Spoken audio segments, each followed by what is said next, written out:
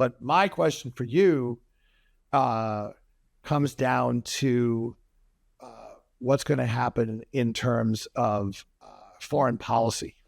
And that is, Trump has talked about the ending the Ukraine war in a day. And now, of course, he's saying he's backing already. And this has been, I have to say, let me just sidestep. This has been like the transition in the 2020 was bad.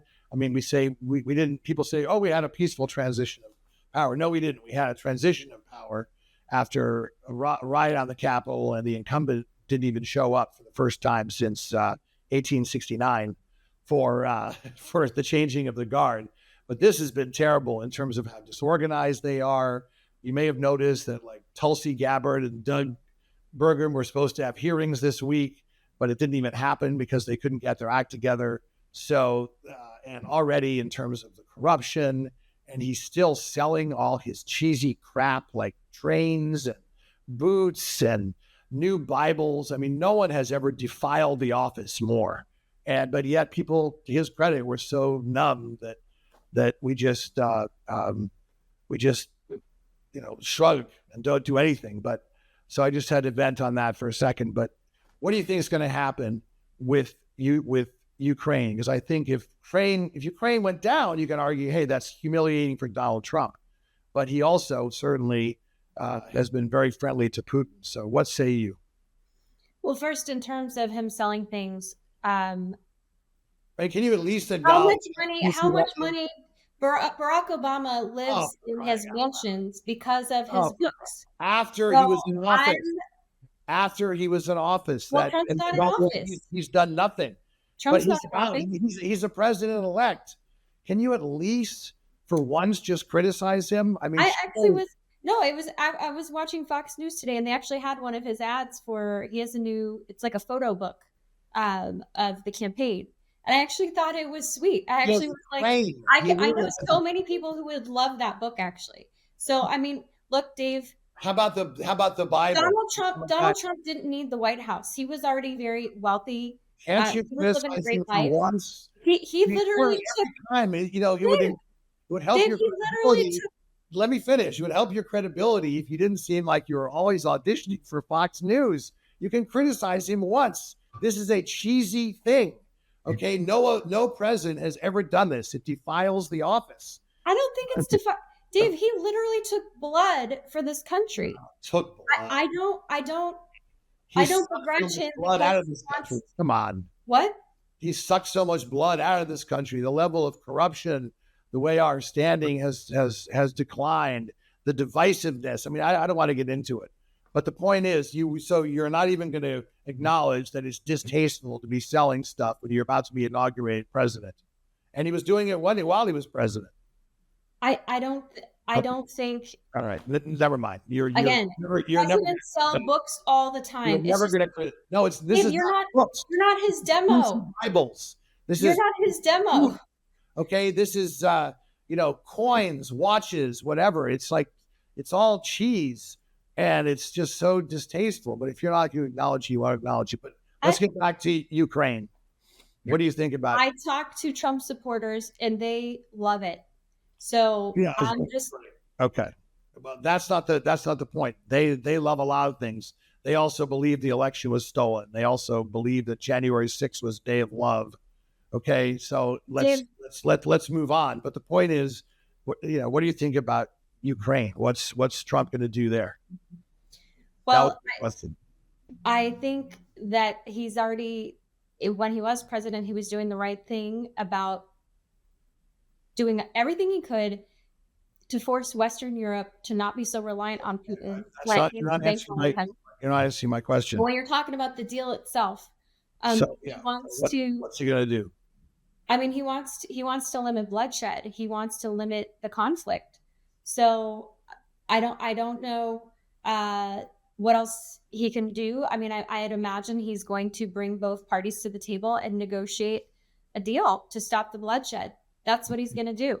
So, and I don't think anybody can criticize him, Dave, if anybody voted for Joe Biden and they want to criticize whatever comes out of Ukraine, I will not. I mean, Joe Biden lost American treasure and blood in Afghanistan. He gave over the entire country to the Taliban. Donald So, Trump so if negotiated the so, surrender, let 5,000 of the no, most notorious criminals out of jail. Trump started it. Biden finished it. Okay, so don't. Trump, Donald Trump is partially Trump, responsible. Yeah, Trump had a yeah. conditions-based withdrawal that Nope, Biden did not follow nope, the conditions. nope. There were multiple conditions Well, that let's Biden. disagree to disagree. I don't want to. You're getting off the track. No, Uh, what I'm saying is, I just don't want to talk about it because we're just totally disagree. So we're just wasting time on it. well, all I'm saying is, if the final agreement is that Ukraine concedes some territory to Russia, that might be what's needed to end the bloodshed. I don't know what's going to look like, but anybody who says that Trump is coddling Putin or is anything, they have no credibility with me. Oh, really? Oh, and Trump called the invasion brilliant. He called the invasion of Ukraine brilliant. Do you agree with that? He was speaking tactically, Dave. He's not saying he agrees with it. Please. First of all, that's not the kind of thing you say. You won't even let me finish my answer. Can I finish my answer?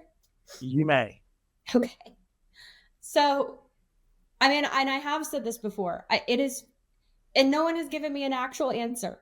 Why is it that out of the 4 modern presidents, Trump was the only one where Putin did not invade a sovereign country? He invaded. I've answered that question. I've answered that question so many times, and for some reason, that makes no sense. If Trump has something, if Putin has something on Trump, why would he not invade? He has more leverage. I have answered the question so many times, but for some reason, it doesn't seem to be penetrating. So allow me to answer it one more time, because I think this is the 5th time that I've mentioned it to you. He didn't have to invade because he was getting everything that he wanted. What was he getting? And that's why. Trump was talking about pulling out of NATO.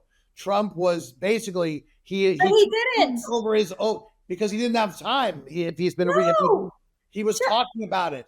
Putin was getting what he wanted from Trump. He didn't have to. I'm answering the question. He didn't have to. He pull out. Remember, Donald Trump took Putin's side over his own intelligence agencies. I mean, this is cringeworthy for any American, but the president of the United States, we don't have time. I could go on and give you a litany of reasons why Trump is Putin's puppet. And I mean, tell me. I'm answering your question. You may agree or you may disagree, but the reason that Putin didn't invade a country during Trump's administration is because he didn't have to. He was getting what he wanted. He had his guy in D.C. Trump has never once criticized Putin, not once. Okay. Tell me something. So that's the answer to your question. Now, you may not agree. I know it's hard for you to accept things about Trump that you don't want to hear, but that is a reason. And you talk to foreign policy people that really are neutral on this, and they will tell you the same thing. So that's the answer to your question. You may not want to hear it. You may not agree with it, but there it is. I didn't hear anything actual tangible that I concede that he actually got. We disagree. So when you said that Trump wanted to pull out of NATO, he didn't. And in fact, he was talking about the NATO Secretary General, while Trump was president, said, I know you're going to say about the 2%. You said this before. Because now NATO is stronger than it's ever been. That's literally what they said. So that's the opposite of Putin getting what he wants. That's not true. That's not true. And then there's also the fact that the thing. You have to remember, Donald Trump is populism. One of the key elements is isolationism. Okay, that means America first. That means we don't need alliances. That means we can do it all on our own. Okay, Dave, tell me something else besides the alleged NATO thing. Tell me something else specific. What else tangibly? We will, pardon? What else tangibly did Putin get? Like, let's put NATO on the table. Off the table right now. Yeah, so he was, Trump was basically winking and nodding and saying, you can do whatever you want. I mean, Putin knew that he had a friend who was going to believe him over his own intelligence agencies. Well, what did that mean tangibly? Criticize him, and Trump was already talking about pulling out of NATO. He didn't have time to do it, thank God. He mocked our allies. He literally ran cover for Xi during COVID in China. He called the Uyghur concentration camps a great idea. I mean, I could go on for an hour, but it was an absolute disaster. And the man loves dictators. He's an authoritarian wannabe. Even his supporters will admit that. Even a lot of people who voted for Trump said, you know what, I'm all right with authoritarianism. And a lot of that is because young people are really struggling in this country. And that's a very legitimate concern, and that we could do a whole show on that. But and I'm not blaming them. You know, the American dream in some ways isn't working for a lot of younger people. A lot of people like Scott Galloway and some people have really been out in front of this. But before we wrap up, I just want to say one thing, and this is my being honest, you know, covering both sides. And I had to say that just when my resentment towards Biden was starting to simmer, because he's the reason that Trump is back in there. He had that interview with Susan Page in USA Today, which just made my blood absolutely boil. When he talked about, oh, well, so far, so good physically. I was saying, really, pal? You had a cognitive meltdown in front of 75 million people. So if that's so good, then God bless you. And then the thing that really, every time I say it, I have to just like, calm down. It's like, he would have won. Really? You were losing Virginia and New Mexico, okay? The difference there would have been 57 Republican seats, not 53 in the Senate, because Wisconsin, Michigan, Nevada, Arizona, all those seats go red, I believe, if Biden stayed in the race, plus another probably 15 seats in the House.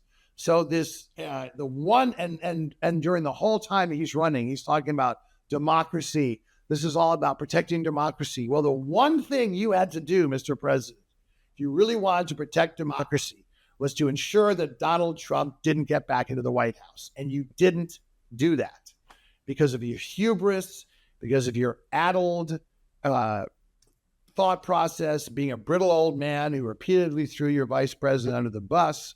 Then you pardon Hunter with spectacularly poor timing after you said you wouldn't, right when Kash Patel was nominated. So it was like an FU to the party. So if you're wondering why your people, even who supported you, are a little down, there's a reason. So don't let the door hit you in the ass on the way out. So anyway, that was very cathartic. And on that note, unfortunately, we are out of time. But as always, a very spirited show with my dear friend and confidant, Miss Sheffield, as I've heard many people elegantly call her. So always great to chat, and always great to have all of you on Practically Political. And thanks for joining us. I hope you either thrive or survive, depending upon who you are, this next Monday. And we'll see you next time. I'm Dave Spencer. And I'm Carrie Sheffield. We'll see you soon.